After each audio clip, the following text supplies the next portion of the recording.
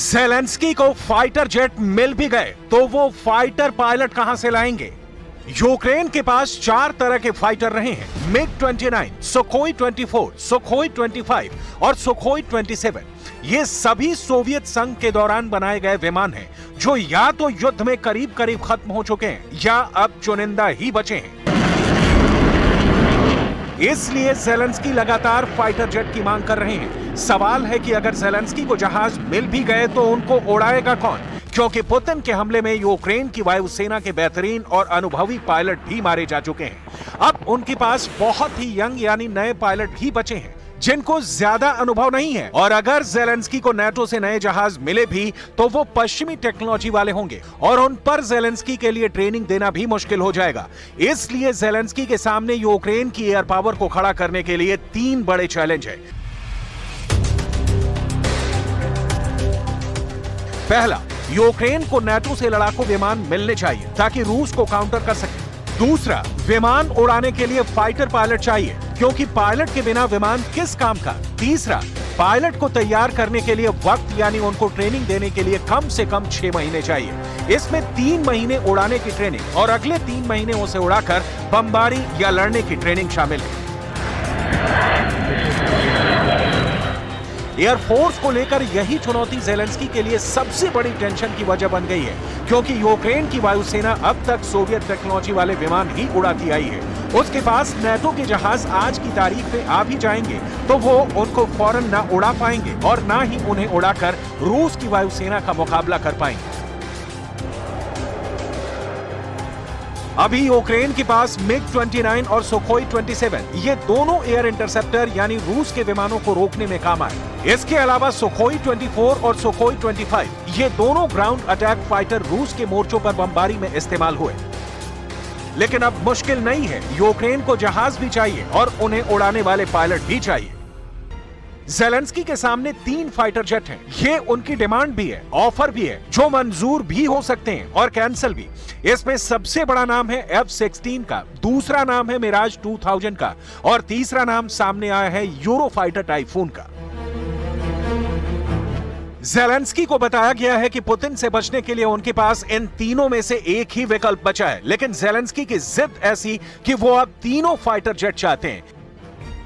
Zelensky युद्ध जीतने के लिए या कहें कि रूस से बचने के लिए तीनों फाइटर जेट चाहते हैं।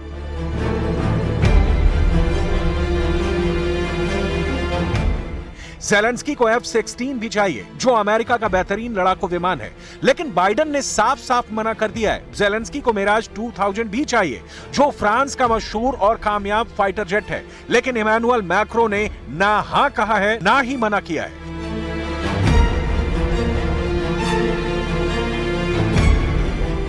ज़ेलेंस्की को नई जनरेशन का यूरोफाइटर टाइफून भी चाहिए। हालांकि ब्रिटेन ने कहा है कि ऐसा मुमकिन नहीं, क्योंकि विमान पर ट्रेनिंग देने पर ही बहुत वक्त लग जाएगा।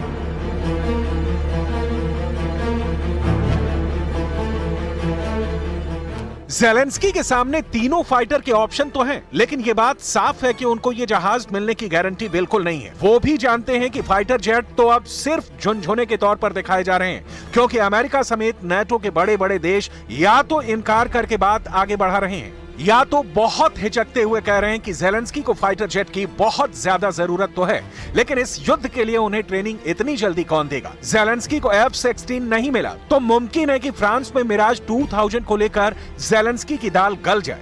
मैक्रो ने मिराज को लेकर सिग्नल तो पॉजिटिव दिया है, लेकिन उनकी बातों में भी हिचकिचाहट है, क्योंकि ये बात यूक्रेन युद्ध की शुरुआत से ही बहुत साफ थी कि नाटो चाहे जितनी पुतिन से दुश्मनी मोल ले, इमैनुअल मैक्रो पुतिन के खिलाफ डायरेक्ट जाने से घबराते हैं। फ्रांस नहीं चाहेगा कि पुतिन ने जिस तरह ब्रिटेन को धमकाया है, ऐसे में गुस्से की चपेट में वो भी आए।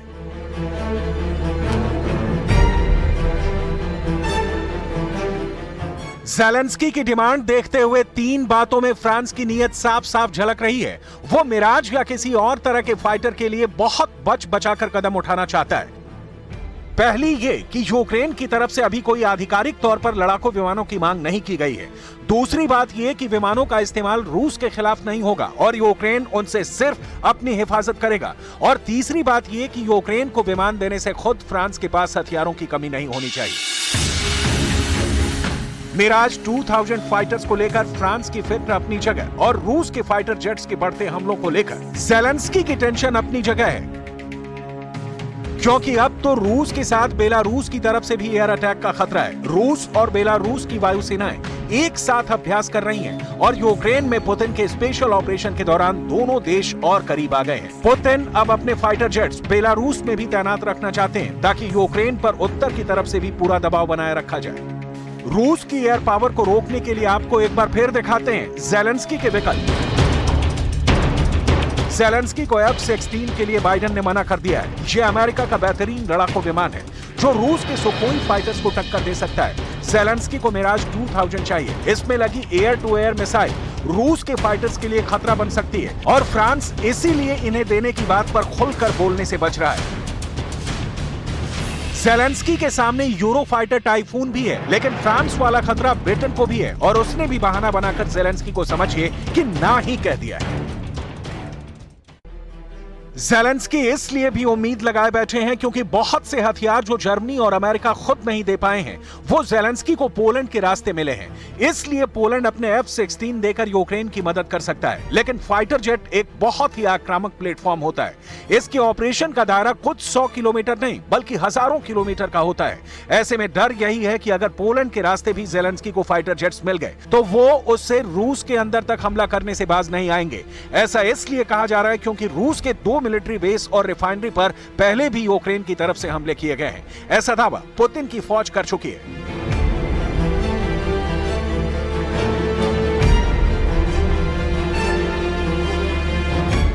तो ज़ेलेंस्की की फाइटर जेट्स वाली डिमांड पर अमेरिका ने ना कह दिया है। ब्रिटेन ने साफ साफ मना कर दिया है।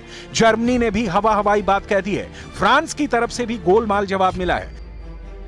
सवाल है कि फ्रांस के पास कितने मिराज 2000 फाइटर जेट हैं कि वो ज़ेलेंस्की को भी उनमें से कुछ ट्रांसफर कर दे।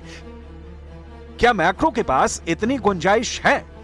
फ्रांस के पास 100 से ज्यादा मिराज 2000 फाइटर जेट हैं। इसमें 66 ग्राउंड अटैक वेरिएंट हैं, जबकि करीब 25 एयर डिफेंस रोल में काम आते हैं। अब फ्रांस इन्हीं 25 में से यूक्रेन को फाइटर जेट दे सकता है।